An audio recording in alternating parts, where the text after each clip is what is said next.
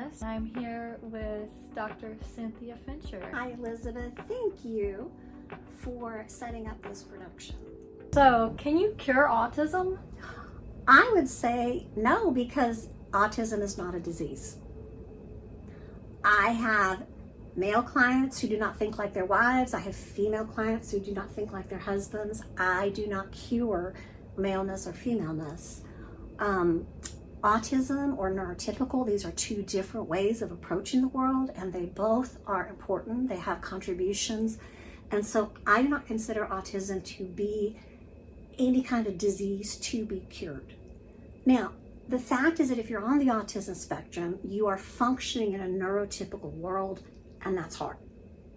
Most people who are coming into a neurotypical world with an autism type brain are going to struggle with things like anxiety because it's stressful. If the sounds are too loud and the colors are too bright and the textures are too strong against your skin, that is a lot of pressure, and you are high risk of being anxious. If you have just a little bit, spectrum means there's a variety of how much social awareness you have. Someone who has no social awareness is going to sit in the corner and be perfectly happy ignoring the world. But if somebody has just a little bit on the spectrum, they're going to actually feel quite a bit more depression because they know I'm different. I don't know why I'm different, but I know I'm different. They can observe and say, wait, you're doing it differently than me. You know something that I don't know. And so there can be actually more anxiety, depression when someone has less. Another thing that's going to be different is the male and the female brain, is that women on the spectrum may still have more language and social, emotional skill, nurturing skills, because those functions are located in more than one place in the brain. And so many women that are on the spectrum, they socially, emotionally function like the average guy. And a lot of women on the spectrum, they report, yeah, almost all my friends are guys because I understand guys. I don't really understand other women. The vulnerability is if there is a social emotional code, language, information, and you don't have it, then that puts you at a disadvantage in the social emotional world. So when you know my brain is operating on this other system, and again, it's like our phones, right? Half the phones are on Apple, another half are Android. And so we kind of know that they work on two different systems.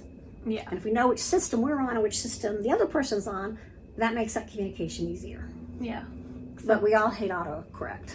We don't always know what system they're on, if they're neurotypical or neurodivergent, because you can't automatically tell by just looking at someone. No. And both neurotypical and neurodivergent people also get to make choices. Having autism doesn't mean you're a great person.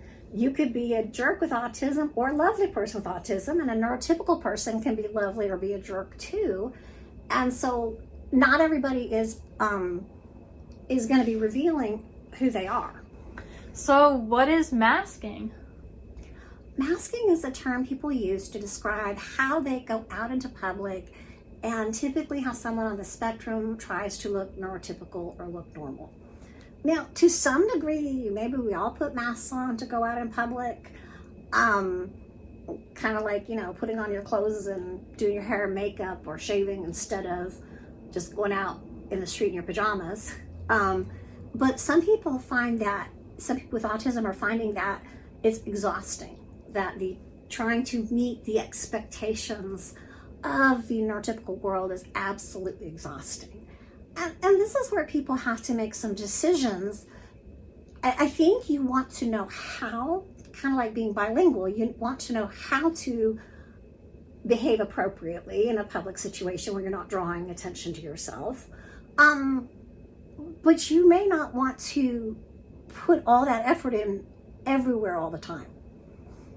And so some people feel like, if I'm masking, am I revealing my real self? And people have different answers of what they're comfortable with. But sometimes we want to be in a public situation with other people, and we're wanting to share the space. that if I have to have all the attention no matter what room I'm in or how many other people are in it, that's going to be exhausting too, because not everybody else has to give me full attention. So kind of we're thinking about sharing or going back and forth of what is appropriate for me to blend into the world, the larger world that I'm in, and where do I set boundaries of privacy and do what's comfortable for me. Yeah. Do people outgrow autism? People do not outgrow autism because, again, autism is like the operating system. And so the structure is going to be there. What we would like to see is for people with autism to develop their strengths and find happiness.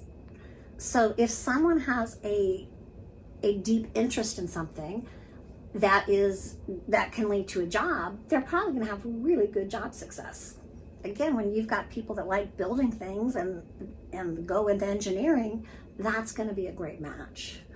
The challenges at different ages, again, we're talking about a developmental delay. So that means that a child with autism in first grade may really struggle with managing a first grade classroom, but by the time they're 10, they've got first grader skills. Now, of course, neurotypical kids keep going ahead, so there's kind of a catch up, but somewhere they begin functioning in that full adult realm.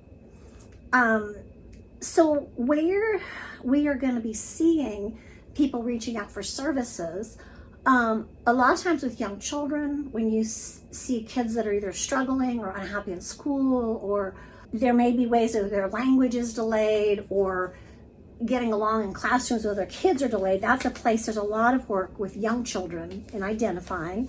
And so then in the schools, there's an interest in helping to provide services. When we get into the teenage years, there's going to be a lot of challenges in relationships and huge risk for women on the spectrum, huge risk of them being manipulated and being sexually abused. So that's a big concern for parents with girls on the spectrum. Then when we get into the college level, we're trying to make this transition of people getting into either productive education or work. So that transition into a work area and into friendships that are going to be meaningful, that's a big challenge. If we get people successfully managing employment and relationships, sometimes you get challenges at a level of marriage counseling, because you can have people with two really different perspectives trying to work together. It can be really difficult. I had one case where the wife was so frustrated, she was really ready to pack up and leave. And it was sad because she seemed to really care about her husband. He seemed like a really nice guy. And at some point, she's saying, I asked him to talk and he will not sit down and talk with me.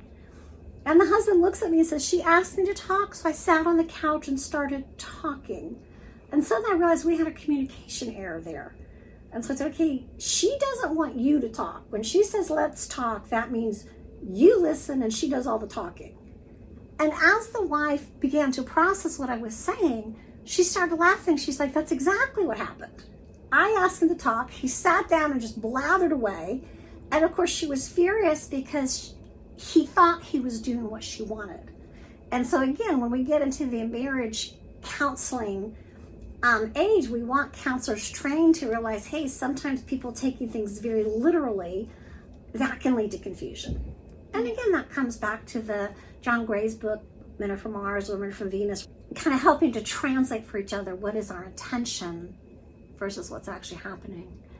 Where I first began to deal with a lot of older adults on the autism spectrum is there would be people that were successful, they found their niche, they found their career, they were comfortable lives, but often people on the spectrum have very low body awareness.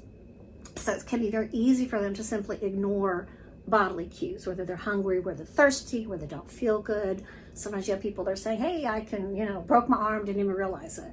Where this becomes dangerous is if they are not paying attention to physical clues, they can ignore their situation until it has become much more serious. And so sometimes I see people who feel like I felt nothing and now, oh my gosh, I'm broken. Perhaps they had a heart attack, and instead of saying, okay, here's how I take care of my body, they perceive themselves as broken. And if people are not able to describe pain on a small, medium, larger basis, if they're saying, oh my gosh, this is the worst pain ever, I'm in horrible pain, I perceive zero pain or terrible pain, huge danger of them being over medicated. Because to get good medical care as an adult, you need to have some communication skills describing your problem. And so people that have never considered their body and consider themselves invincible, who are suddenly saying, oh my gosh, I'm broken, I would get people that were sometimes being really over medicated because they didn't know how to describe or monitor, pay attention to their physical cues. This is Elizabeth Dennis with the Unstuck podcast. Please join us next time for more discussion. I look forward to speaking to you more about these important topics of people on the autism spectrum.